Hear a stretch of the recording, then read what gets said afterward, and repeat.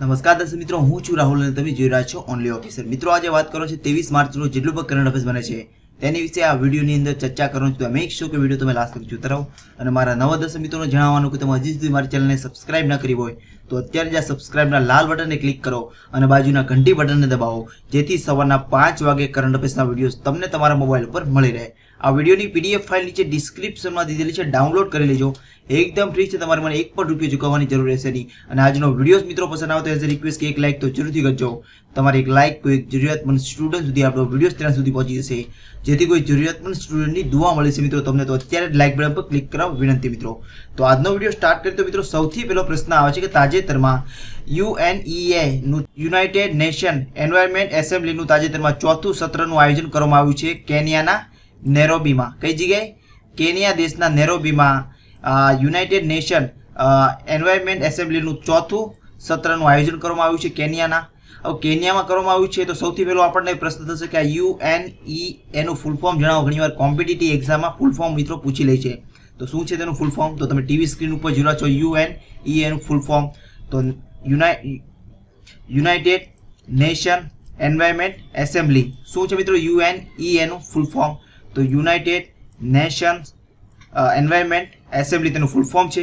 અને તેનું 4થું સંસ્કરણનું તાજેતરમાં આયોજન કરવામાં આવ્યું છે કેન્યામાં. તો તેની 2019માં તેની થીમ શું રહી છે એ પણ યાદ રાખજો. ઘણીવાર કોમ્પિટિટિવ એક્ઝામમાં થીમ પણ પૂછી લે છે.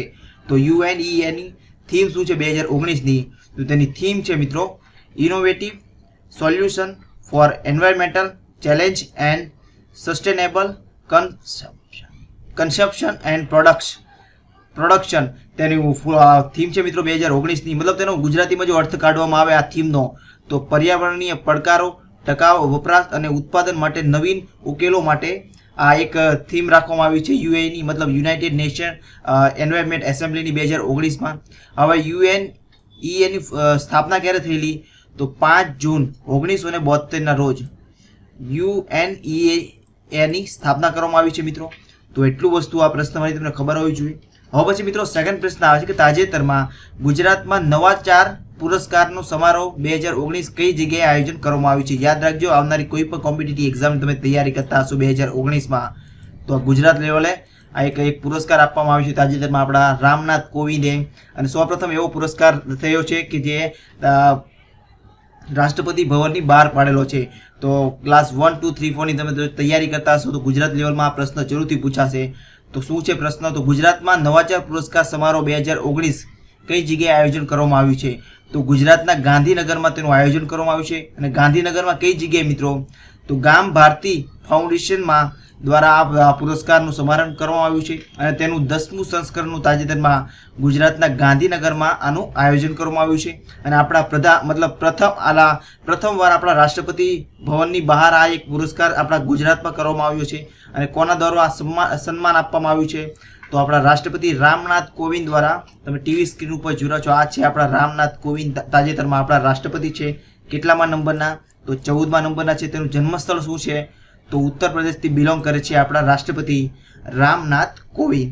તો એટલું વસ્તુ તમને મિત્રો આ પ્રશ્નમાંથી તમને ખબર હોવી જોઈએ. હવે ગુજરાત છે તો ગુજરાત રિલેટેડ તમારી પાસે જનરલ નોલેજ હોવું જોઈએ. ગુજરાત છે તો સૌથી પહેલો મેપમાં જોઈ લઈએ કે ગુજરાત કઈ જગ્યાએ છે ભારતના મેપમાં. તો આ રહ્યો ભારતનો મેપ. ગુજરાત કઈ જગ્યાએ છે? તો આ રહ્યું ગુજરાત.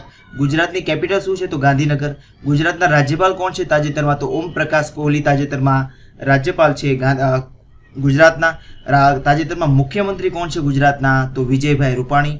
ગુજરાતનું ક્ષેત્રફળ કેટલું છે? તો 1,96,024 ગુજરાતનું ક્ષેત્રફળ છે. ગુજરાતની વિધાનસભાની સીટો કેટલી છે મિત્રો? તો 182. લોકસભાની કેટલી છે? તો 26. રાજ્યસભાની કેટલી છે? તો 11. તો એટલું વસ્તુ તમને ગુજરાત વિશે જનરલ નોલેજ હોવું જોઈએ મિત્રો. હવે પછી મિત્રો સેકન્ડ પ્રશ્ન આવે છે કે તાજેતરમાં કયા દેશની રાજધાનીનું નામ બદલવામાં આવ્યું છે? મોસ્ટ ઇમ્પોર્ટન્ટ પ્રશ્ન છે. આવનારી કોઈ પણ કોમ્પિટિટિવ એક્ઝામની તમે તૈયારી કરતા હશો મિત્રો તો જરૂરથી પૂછાશે. તો તાજેતરમાં કયા દેશની રાજધાનીનું કેપિટલનું નામ બદલવામાં આવ્યું છે?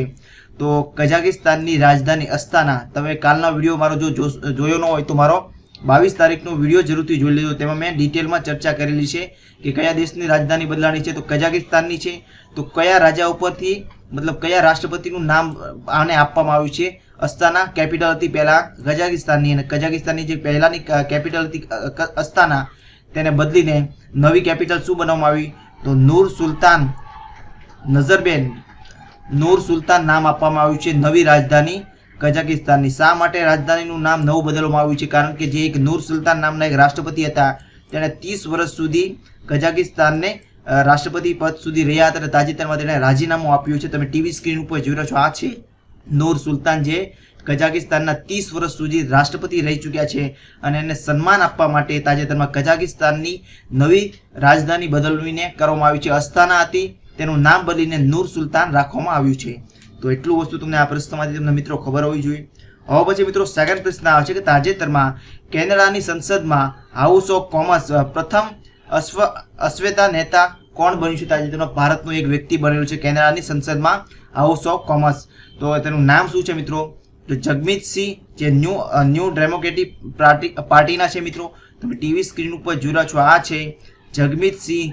તેને તાજેતરમાં કેનેડાની સંસદમાં ન્યૂ ડેમોક્રેટિક પાર્ટીના એક સભ્ય તરીકે તાજેતરમાં હાઉસ ઓફ કોમન બન્યા છે મિત્રો. હવે જગમીત સિંહ છે તો તે કેનેડાના છે. હવે કેનેડા છે તો સૌથી પહેલા મેપમાં જોઈ લે કે કેનેડા કઈ જગ્યાએ છે. તો આ રહ્યો કેનેડાનો મેપ. કેનેડાની કેપિટલ શું છે? તો ઓટાવા તેની કેપિટલ છે. પ્રધાનમંત્રી કોણ છે તાજેતરમાં કેનેડાના? તો જસ્ટિન ટ્રુડિયો તાજેતરમાં પ્રધાનમંત્રી છે કેનેડાના. અને કરન્સી શું છે કેનેડાની? તો કેનેડિયન ડોલર કેનેડાની કરન્સી છે. તો એટલું વસ્તુ તમને કેનેડા વિશે મિત્રો ખબર હોવી જોઈએ. હવે કેનેડા છે તો કેનેડા રિલેટેડ તમારી પાસે જનરલ નોલેજ હોવું જોઈએ. ઘણીવાર કોમ્પિટિટિવ એક્ઝામ પૂછી લે કે કઈ વસ્તુ કઈ જગ્યાએ ઇન્વેન્ટ કરેલી છે. તો બાસ્કેટબોલનો આવિષ્કાર કઈ દેશ દ્વારા કરવામાં આવ્યો છે? તો તમે ટીવી સ્ક્રીન ઉપર જોઈ છો, આ છે બાસ્કેટબોલ રમત. તેનો આવિષ્કાર કરવામાં આવ્યો છે કેનેડા દેશ દ્વારા. ક્યારે કરવામાં આવ્યો છે એ પણ તમે ધ્યાનમાં રાખજો. તો તાજેતરમાં જે બાસ્કેટબોલનો જે તમારી પાસે જનરલ નોલેજ હોવું જોઈએ કે બાસ્કેટબોલનો આવિષ્કાર કયા દેશ દ્વારા કરવામાં આવ્યો છે? તો કેનેડા દેશ દ્વારા બાસ્કેટબોલનો આવિષ્કાર કરવામાં આવ્યો છે. અને કેનેડા છે તો કેનેડાની રાષ્ટ્રીય મતલબ નેશનલ ગેમ્સ કઈ છે એ પણ યાદ રાખો. તો આઈસ હોકી નેશનલ ગેમ છે કેનેડાની મિત્રો. તો એટલું વસ્તુ આ કેનેડા વિશે મિત્રો ખબર હોવી જોઈએ. હવે પછી મિત્રો સેકન્ડ પ્રશ્ન આવશે, મોસ્ટ ઇમ્પોર્ટન્ટ પ્રશ્ન છે, યાદ રાખજો. 2019ની કોઈ પણ કોમ્પિટિટિવ એક્ઝામની તમે તૈયારી કરતા હશો તો આ પ્રશ્ન જરૂરથી પૂછાશે. તો શું છે પ્રશ્ન? તો તાજેતરમાં 2020 માટે ઓલિમ્પિકની મશાલનું અનાવરણ કઈ જગ્યાએ કરવામાં આવ્યું છે? તો તાજેતરમાં જાપાનના ફુકુશીમા તાજેતરમાં એક મશાલ નું જલાવવામાં આવ્યું છે, તેનું અનાવરણ કરવામાં આવ્યું છે જાપાનના ફુકુશીમામાં 2020ને ધ્યાનમાં રાખીને. જે ઓલિમ્પિક થવાનું છે જાપાનના ટોક્યોમાં મિત્રો, તેની માટે એક મશાલનું અનાવરણ કરવામાં આવ્યું છે તાજેતરમાં જાપાનના ફુકુશીમામાં કરવામાં આવ્યું છે તાજેતરમાં. હવે ફુકુશીમામાં કરવામાં આવ્યું છે જાપાનમાં, તો જાપાનમાં કરવામાં આવ્યું છે આ મશાલનું અનાવરણ. તો જાપાન છે તો સૌથી પહેલા મેપમાં જોઈ લે કે જાપાન કઈ જગ્યાએ છે. તો આ રહ્યો જાપાનનો મેપ. જાપાનની કેપિટલ શું છે? તો ટોક્યો તેની કેપિટલ છે. પ્રધાનમંત્રી કોણ છે તાજેતરમાં જાપાનના? તો શિન્ઝો અબે તાજેતરમાં પ્રધાનમંત્રી છે જાપાનના. કરન્સી શું છે જાપાનની? તો જાપાનીઝ યેન જાપાનની કરન્સી છે મિત્રો. તો એટલું વસ્તુ તમને જાપાન વિશે મિત્રો ખબર હોવી જોઈએ. હવે જાપાન છે તો જાપાન રિલેટેડ ઘણીવાર જનરલ નોલેજ ટોપિક પૂછી લે. તો એકમાત્ર દુનિયામાં એવો કયો દેશ છે જ્યાં 1 થી 10 વર્ષની ઉંમર સુધી કોઈ પણ જગ્યાએ પરીક્ષા લેવામાં આવતી નથી? તો એકમાત્ર દુનિયામાં એવો દેશ છે જ્યાં 10 વર્ષ સુધી બાળકો પાસેથી એક પણ પરીક્ષા લેવામાં આવતી નથી. તે એકમાત્ર દેશ છે જાપાનમાં. 10 વર્ષ સુધી એક પણ એક્ઝામ લેવામાં આવતી નથી. ત્યારબાદ સેકન્ડ પ્રશ્ન મને કે સુમો રમત કઈ દેશમાં સૌથી વધારે લોકપ્રિય છે? તો તમે ટીવી સ્ક્રીન ઉપર જોઈ રહ્યા છો, આ છે સુમો રમત જે જાપાનમાં સૌથી વધારે લોકપ્રિય રમત છે. તો સુમો રમત કયા દેશમાં સૌથી વધારે લોકપ્રિય છે એવું પૂછે તો જાપાનમાં. ત્યારબાદ મિત્રો દુનિયામાં એકમાત્ર એવો દેશ કયો છે જે મુસ્લિમોને નાગરિકતા આપતો નથી? તો દુનિયામાં એકમાત્ર એવો દેશ છે જાપાન જે મુસ્લિમોને નાગરિકતા આપતો નથી. તમે ટીવી સ્ક્રીન ઉપર જોડા છો, તમે મુસ્લિમોને એકમાત્ર દેશ નાગરિકતા આપતો નથી તો જાપાન દેશ. તો એટલું વસ્તુ તમને જાપાન વિશે જનરલ નોલેજ હોવું જોઈએ મિત્રો. હવે પછી મિત્રો સેકન્ડ પ્રશ્ન આવે છે, મોસ્ટ ઇમ્પોર્ટન્ટ પ્રશ્ન છે, યાદ રાખજો. અંગ્રેજીમાં એક વ્યક્તિને પુરસ્કાર આપવામાં આવ્યો છે લેખકને. તો શું છે પ્રશ્ન? તો તાજેતરમાં અંગ્રેજી ભાષામાં લેખકો માટે વિન્ડહેમ કેમ્પબેલ પુરસ્કાર કયા ભારતીયને મળ્યો છે તાજેતરમાં 2019માં મિત્રો? તો તે ભારતીય વ્યક્તિનું નામ છે રઘુ કર્નાક. શું મિત્રો? રઘુ કર્નાકને તાજેતરમાં વિન્ડહેમ કેમ્પબેલ પુરસ્કાર મળ્યો છે અંગ્રેજી ભાષાના લેખક માટે. તમે ટીવી સ્ક્રીન ઉપર જોઈ રહ્યા છો, આ છે રિપોર્ટરની બાજુમાં આ જગ્યાએ આ રઘુ કર્નાક મિત્રો. હવે રઘુ કર્નાક છે તો તેની કઈ બુક માટે તેને આ પુરસ્કાર મળેલો છે? બુકનું નામ પણ યાદ રાખજો. ઘણીવાર કોમ્પિટિટિવ એક્ઝામમાં બુક રિલેટેડ પર પૂછી લે છે. તો કઈ બુક મિત્રો એની છે? તો તેની બુકનું નામ છે this field and Indian story of second world war. તેની બુક છે મિત્રો. તેને ધ્યાનમાં રાખીને તાજેતરમાં અંગ્રેજી ભાષામાં લેખક તરીકે વિન્ડહેમ કેમ્પબેલ પુરસ્કાર મળેલો છે 2019માં રઘુ કર્નાકને મિત્રો। તો એટલું વસ્તુ આ પ્રશ્નમાં તમને ખબર હોવી જોઈએ। હવે યુકે દ્વારા આ પુરસ્કાર આપવામાં આવે છે। યુકે મતલબ યુનાઇટેડ કિંગડમ દ્વારા આ એવોર્ડ પુરસ્કાર આપવામાં આવ્યું છે, લંડનમાં આપવામાં આવ્યો છે રઘુ કર્નાકને। હવે યુકે છે તો સૌથી પહેલા મેપ જોઈ લે કે યુકેનો મેપમાં તો આ રહ્યો યુકેનો મેપ। યુકેની કેપિટલ શું છે? તો લંડન તેની કેપિટલ છે। પ્રધાનમંત્રી કોણ છે તાજેતરમાં યુકેના? તો થેરેસા મે તાજેતરમાં પ્રધાનમંત્રી છે યુનાઇટેડ કિંગડમના। કરન્સી શું છે યુકેની? તો પાઉન્ડ તેની કરન્સી છે યુકેની યુનાઇટેડ કિંગડમની। તો એટલું વસ્તુ તમને યુનાઇટેડ કિંગડમ વિશે મિત્રો ખબર હોવી જોઈએ। આ પુરસ્કાર કઈ સંસ્થા દ્વારા આપવામાં આવે છે એ પણ યાદ રાખજો, ઘણીવાર કોમ્પિટિટિવ એક્ઝામમાં પૂછી રહી છે।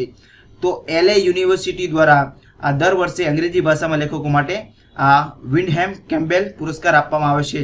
તો એટલું વસ્તુ મિત્રો આ પ્રશ્નમાંથી તમને ખબર હોવી જોઈએ। હવે પછી મિત્રો સેકન્ડ પ્રશ્ન આવે છે, મોસ્ટ ઇમ્પોર્ટન્ટ પ્રશ્ન છે, યાદ રાખજો। તાજેતરમાં એક ઇન્ડેક્સ બહાર પાડવામાં આવ્યો છે, મતલબ એક રિપોર્ટ બહાર પાડવામાં આવ્યો છે। તો શું છે પ્રશ્ન? તો તાજેતરમાં એક રિપોર્ટ મુજબ વૈશ્વિક ખુશી રેન્કિંગમાં ભારત કેટલામાં સ્થાને રહ્યું છે? તો તેનો સાચો આન્સર છે 140માં સ્થાને ભારત રહ્યું છે। શેમાં? ગ્લોબલ હેપીનેસ ઇન્ડેક્સ 2019ને ધ્યાનમાં રાખી, જેને ગુજરાતીમાં કહેવામાં આવે તો વૈશ્વિક ખુશી રેન્કિંગમાં ભારતનું સ્થાન રહેલું છે 140માં નંબરે। હવે ભારતનું સ્થાન રહ્યું છે આ ગ્લોબલ હેપીનેસ રેન્કિંગમાં, તો પ્રથમ નંબરે કોણ છે? તો ફિનલેન્ડ પ્રથમ નંબરે છે। હવે ગ્લોબલ હેપીનેસ રેન્કિંગ બહાર પાડી છે તાજેતરમાં, તો સૌથી વધારે દુઃખી દેશ કયો છે એવો પ્રશ્ન પૂછે તો સૌથી વધારે દુઃખી દેશ છે સુડાન, અને તેનો નંબર રહ્યો છે 156 નંબરે। આ એક મતલબ 156 નંબરમાંથી આપણો કેટલા નંબર હતો? તો આ લાસ્ટ નંબર 156 છે, એ સુડાન દેશને આપવામાં આવે છે, કેમ કે એને ધ્યાનમાં રાખીને સુડાન દુનિયાનો સૌથી દુઃખી દેશ માનવામાં આવે છે। અને 156 દેશની રેન્કિંગમાં ભારતનું સ્થાન કેટલું રહ્યું છે? તો 40માં સ્થાને રહ્યું છે। અને એવો પ્રશ્ન પૂછે કે પાકિસ્તાનનું કેટલું રહ્યું છે? તો 67। તો આપણી કરતાં વધારે ખુશી છે પાકિસ્તાનમાં મિત્રો। તો એટલું વસ્તુ મિત્રો આ પ્રશ્નમાં તમને ખબર હોવી જોઈએ। હવે ફિનલેન્ડ આમાં પ્રથમ નંબરે રહ્યું છે મિત્રો આ હેપીનેસ મતલબ ગ્લોબલ હેપીનેસ ઇન્ડેક્સમાં। તો ફિનલેન્ડ છે તો સૌથી પહેલા મેપમાં જોઈ લે કે ફિનલેન્ડ કઈ જગ્યાએ છે। તો આ રહ્યો ફિનલેન્ડનો મેપ। ફિનલેન્ડની કેપિટલ શું છે? તો હેલ્સિંકી ફિનલેન્ડની કેપિટલ છે। પ્રધાનમંત્રી કોણ છે તાજેતરમાં ફિનલેન્ડના? તો જુઆ સિથિલા તાજેતરમાં પ્રધાનમંત્રી છે। કરન્સી શું છે ફિનલેન્ડની? તો યુરો તેની કરન્સી છે મિત્રો ફિનલેન્ડની। તો એટલું વસ્તુ તમને ફિનલેન્ડ વિશે મિત્રો ખબર હોવી જોઈએ। 2019ના ગ્લોબલ હેપીનેસ ઇન્ડેક્સમાં ભારતનું સ્થાન કેટલું રહ્યું છે? તો 140માં નંબરે રહ્યું છે। તો એટલું વસ્તુ મિત્રો આ પ્રશ્નમાં તમને ખબર હોવી જોઈએ। હવે પછી મિત્રો સેકન્ડ પ્રશ્ન આવે છે, મોસ્ટ ઇમ્પોર્ટન્ટ પ્રશ્ન છે, યાદ રાખજો, કોમ્પિટિટિવ એક્ઝામ પૂછી શકશે આવનારી। તો તાજેતરમાં સ્ટેનલેસ સ્ટીલથી બનેલું સ્માર્ટ ડસ્ટબિન લોન્ચ કર્યું છે। તો કોના દ્વારા આ ડસ્ટબિન બનાવવામાં આવ્યું છે તાજેતરમાં સ્ટેનલેસ સ્ટીલ વાળું? તો સેલ્મ દ્વારા તાજેતરમાં આ ડસ્ટબિન બનાવવામાં આવ્યું છે। હવે શા માટે આ ડસ્ટબિન બનાવવામાં આવ્યું છે એનું કારણ પણ ધ્યાનમાં રાખજો। તો સેલ દ્વારા તાજેતરમાં બનાવવામાં આવ્યું છે, તો એનું પહેલાં સૌથી પહેલાં મેપ એનું ફૂલ ફોર્મ જાણી લઈએ કે આ સેલનું ફૂલ ફોર્મ જણાવો। તો steel authority of India limited. શું છે મિત્રો? Steel authority of India limited તેનું ફૂલ ફોર્મ છે। હવે તેને શા માટે આ ડસ્ટબિન બનાવવામાં આવ્યું છે એનું ધ્યાન પર રાખો।